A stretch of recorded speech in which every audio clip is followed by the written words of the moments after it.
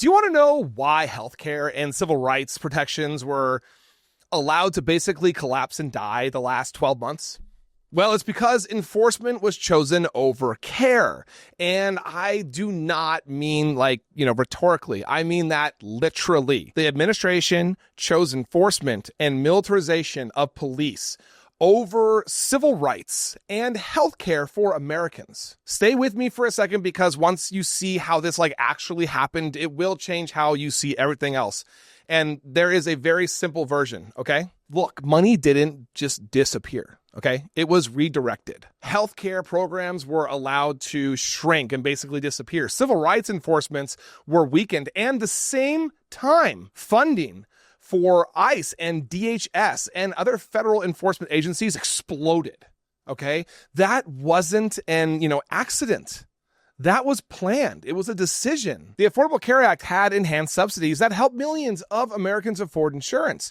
And when those subsidies expired, premiums went up. People lost coverage. Congress could have extended them. They chose not to. That choice alone should make you pause, because when lawmakers say we don't have the money, what they really mean is we're spending it somewhere else. And they were, now looking at enforcement. So ICE funding surged not by millions, but by tens of billions of dollars. More agents, more detention centers, more equipment, more raids. This wasn't routine immigration spending. This was a massive expansion of federal enforcement inside the United States. And here's the part that people don't, want to say out loud. Budgets show priorities. And this budget made one thing very clear. Care was optional, enforcement not. Okay?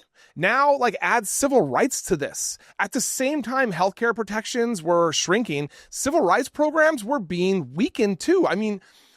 Oversight pulled, enforcement slowed, protections that, used to exist quietly disappeared, not with a big announcement, not with, votes on the floor, just gone. And that's how these things usually happen. Civil rights don't collapse all at once. They erode when enforcement stops mattering. So let's connect the dots, okay? Money moved away from healthcare, civil rights protections, social safety nets, and towards the detention of people, surveillance, armed enforcement. And that is not about borders anymore.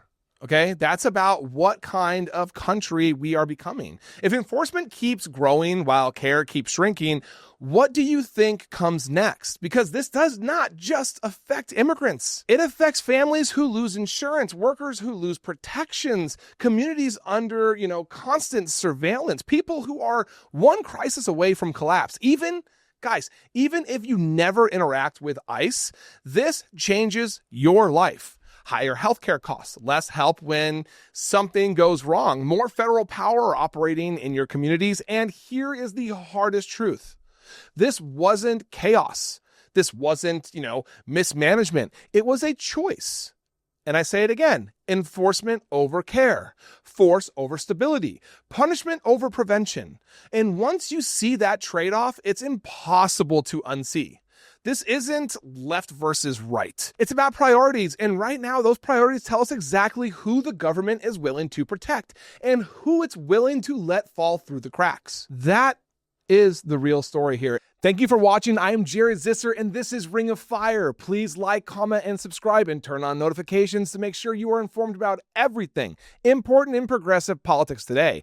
And if you are looking for fact-based independent reporting all day, every day, follow me here on Instagram or here on Facebook. See you in the next video.